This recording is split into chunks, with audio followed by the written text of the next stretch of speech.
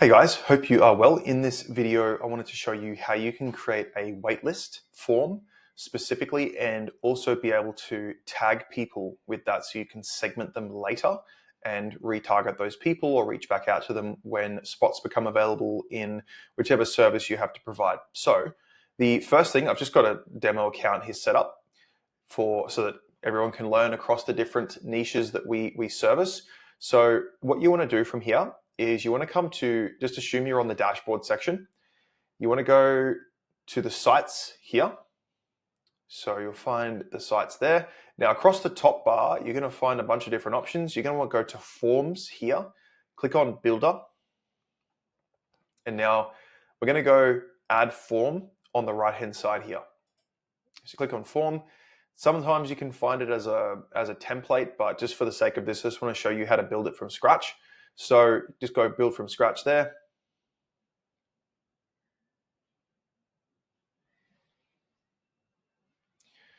All right, and now once that loads, we can probably get rid of not all these ones. We're checking this box. I consent to receive transactional messages related to my account. Oh, okay, yep, fair enough. Consent to receiving marketing promotional messages. Probably don't need both of them, perhaps. TNCs 1 and 2, maybe we just have 1. So you can do what you want here. If you want to add more T's and C's on the right hand side, you can do that. You just have to click on the box and add what you need. But for the point of this video, I'm going to just leave it as that. Now, what you essentially want to do here is we can add different fields. So I'll move my face out of the way here, like that. And so you've got a bunch of different options that you can select from in this side panel here. So if you're not sure where to go for that, just the plus button, add form element. Now, obviously by default, you get a couple of different elements inside the form, but if you want to add more or remove some, then to add them, just click on that and then go to whichever one you want. You can also create custom fields in here too, if you want to collect certain information, but should be enough for a waitlist form. You should be able to use most of the pre-built ones that are here. And then if you want to remove anything, you just select it and click on the cross button now in the middle or on the right hand side. So for this one, we want to go first name, last name, phone number, email. That seems pretty clear. And then we might want to add anything else. Say for example, you've got like a certain type of service that you want to offer. Maybe you want to do a drop down like that.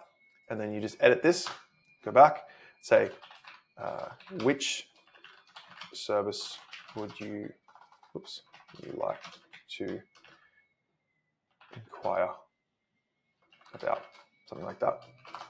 Okay, and then you can literally just edit these ones in here directly. So these are just your drop down options. So maybe it's like tier 1, tier 2, and tier 3. Okay, and then you just go up here. So to edit the pre-built field here, you go over to the right hand side, you just click on it, come over here.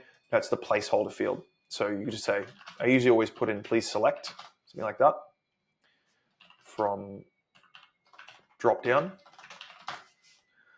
something like that. And then you can also either make this required or not required, depending on if there's certain questions that people need to answer.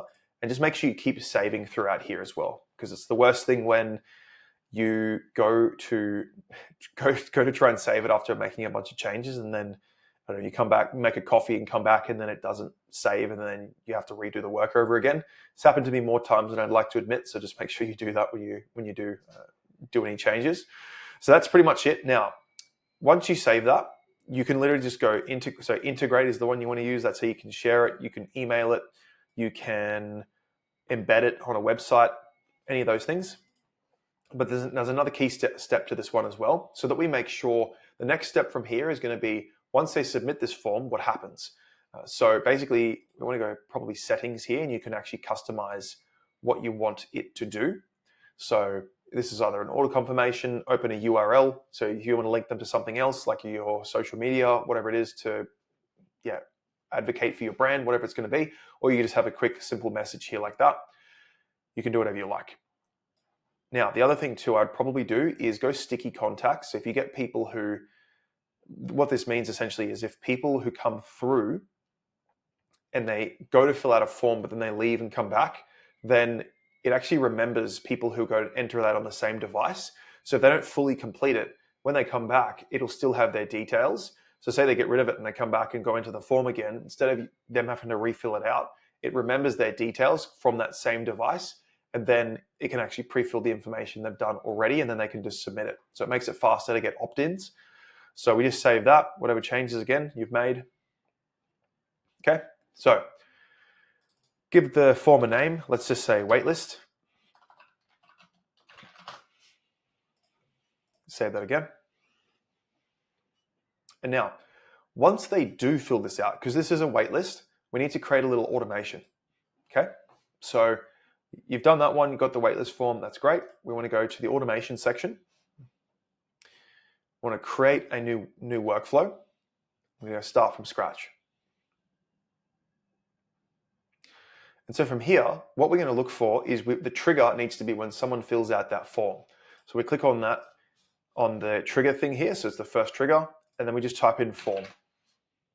So form submitted. Okay. So the other thing you want to do, you want to make sure you filter it via a form, because you don't want it to activate on any form that gets submitted. It needs to be this specific one. So we go form is waitlist form. So you select this specific one, and I like to give mine a name. So waitlist form submitted. Save the trigger. Now the next thing you're going to do, this is really simple. Just going to go tag. Okay. Type in tag on the next action. So once they submit that form, we want to add that tag so we can use that for segmenting in future. So you go tag, go add a contact tag. And now it's not going to be in here because I haven't created that for the demo. But the cool thing is with this, you can create them on the fly. So if we just type in waitlist, right? So you can go add new tag. And we could probably take this further even to if in that section of the drop down, if they've selected a specific thing that they're interested in, you can segment that further. That's probably out of the scope for this video. But if they have a specific answer for, say, for example, a service that they have selected, actually, let's just do that really quickly, because then we can actually show you. So let's just say, for this one, we're going to need to do an if-else condition, because if they say, if it's this one, then they do this thing. If it's another one, do this thing. If it's this one, do this thing. Otherwise, get rid of them. So for here we go, if, I'll move my face again. So archive, so there is pre-built ones here, but we're going to have to do our own. So if they say tier 1, right? So this is, we're doing the conditions here based on tier 1, tier 2, tier 3. In this example, this might be specific to your organization, whatever it is that you're offering. But in that form, we say if the contact details, right? Oh, actually, better yet, sorry, before we do this, this is the type of stuff. This is kind of cool to show you guys this stuff because it allows me to show you how I would do this in real time. So we're going to get out of that for a second. All right. So from here, what service would you like to inquire about? So what we need to do is we need to segment these different triggers based on what they've selected. Okay. So if they've selected, say, tier 1, then we can use the if-else conditions to take them down specific paths and add to them to a waitlist. So this is kind of a little bit more advanced, but this is still helpful to know. So we go tier 1, save that one, right? So go, I would even take this further and say tier 1 like this, save that. So then you can have the triggers very clear. Now we go copy this like that, tier 2, save. See that? And now we've created a copy of that, save that. I'm going to copy it again. Like this, go to the end. Number 3, select number 3, save that. Now we've got all 3 triggers. And now from here, we can go if tier 1. So we go workflow trigger is, why is it not loading?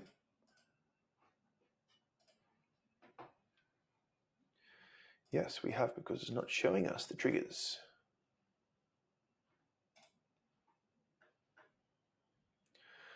Better yet, we can just do that here. Tier 1, there we go. So let's see if it lets us do it now, because I'm trying to get the example I was trying to show you guys.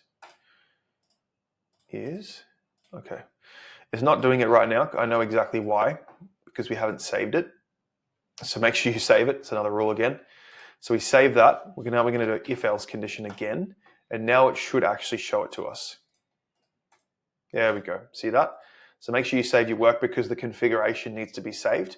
So we're going to go tier 1 like this.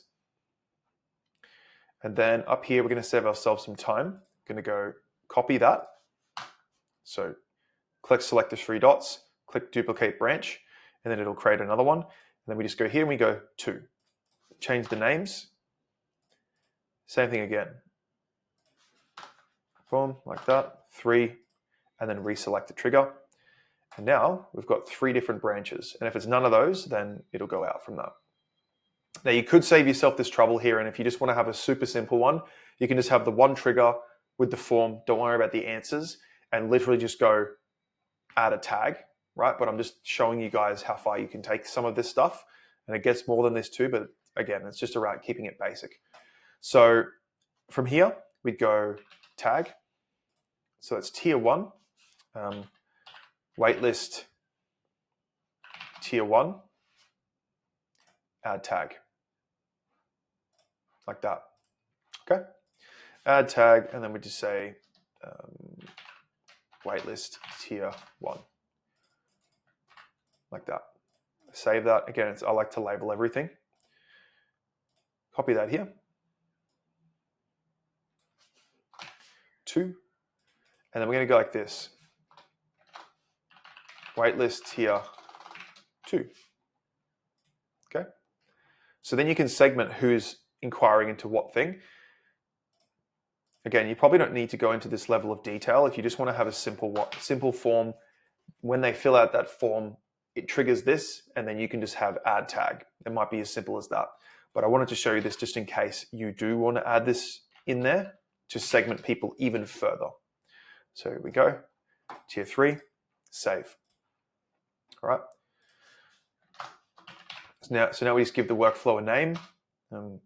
Waitlist. Waitlist inquiry. Add tag. There we go. Something like that. Okay. And so if we publish that, make sure you publish it if you're ready to go. Okay. And then basically what we're going to do from here is if we go back to that form, go back to sites, go back to forms, go to builder, go waitlist form. You can select it here and you can go preview straight away.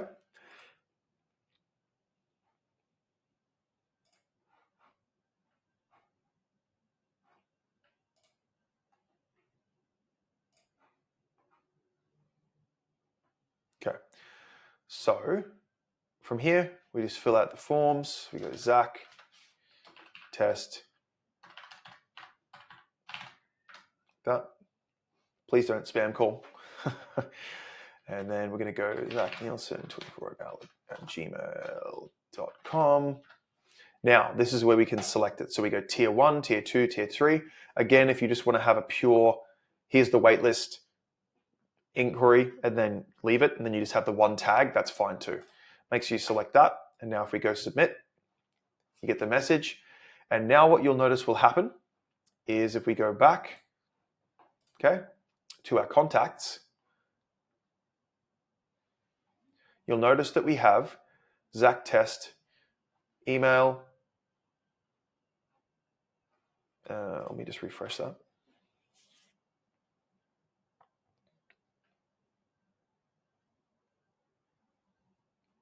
Okay, so notice we have that there, and we notice we have waitlist tier 1. So that person's run in the automation, and it's given them the tag. Okay, so waitlist tag. Now you'll notice if we go to enrollment, we see where they've gone through. We can see they selected tier 1 when they submitted that form. We had the condition, they went down tier 1, and then it selected 1. So that's pretty much how you do that. Now I'm going to show you a simplified version of that too. So if we go back here, just if you just want to simplify everything here, then we're going to go, boom. I would just, I'm just going to duplicate that for simplicity. Waitlist inquiry.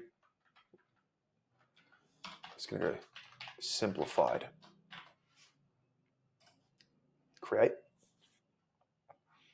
And now what we're going to do, I'm going to move my head. I'm going to go into that one.